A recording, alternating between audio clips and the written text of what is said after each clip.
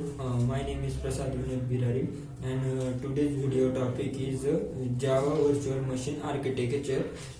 Today's date is 15 February 2022, and this is the original video.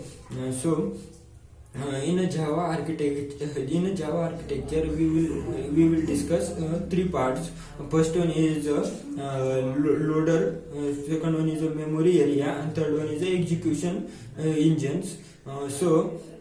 We will discuss about .java file and .class file. First of all, we can write a Java code. We can create a .java file. Then we will be execute means compile a .java file into a interpreter. Then they will be provides a .class files, and this .class file we will be sent to the JVM, and that time we will send a .class file into a JVM. The JVM will be processed in a three step. First one is a loader, second one is a memory area, and third one is a execution engines. So there is a start of the architecture of JVM. So in a first JVM we will load, then loading, there will be loading and a linking and initialization. In a linking we will be link a .class file. We will link a .class file into the memory area, means architecture second part is a memory area, and the resolution, third one is a resolution. It is a process to replace a symbolic name to its original name. This is a resolution, and there second step in there is second stage in JVM architecture is a memory area. After .class file we can load, link or resolute. There will be start with the memory area. So there in a memory area there are four part method area. Second one is a heap area, third one is a stack area, and fourth one is a PC register area, means program counter register and fifth one is a native stack. So first one we will discuss about method area. The .class data will be stored in methods. There will be file allocated to the memory into a method memory, and heap area. In a heap area we will be store the object of corresponding instance variable.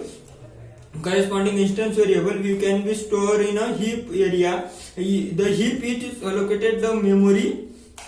It is allocated the memory of the object we can store in a heap. Heap area are store heap area are store method information. We can store this array. We can store array in a heap area. That is allow.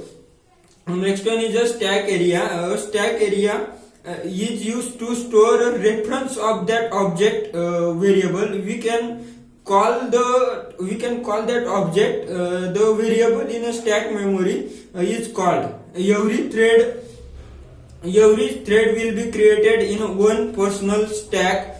So in a stack will be divided in another three parts. First one is a local variable, frame data, and the third one is a operand stack. So the local variable will be stored in a stack first memory.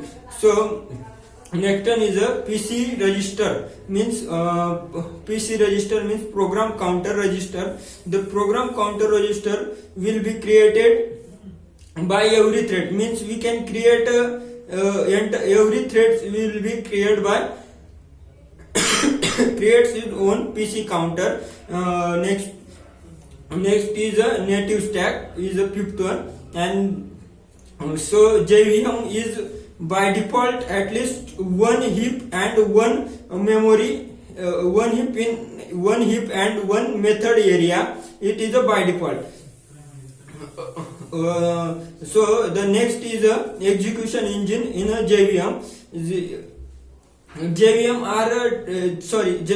the JVM execution engine is divided into two parts.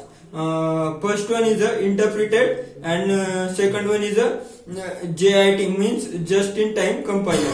So interpreter is used to execute a machine code, bytecode into a machine code. It is a read code of line by line and execute them. And JIT is used to high performance application. The JIT will be different another part. First is the intermediate generator, target coder, native code generator or machine code generator. The JIT it is used to the conversion of program we will be used to fast of JVM. So this is the Java virtual machine architecture. Thank you.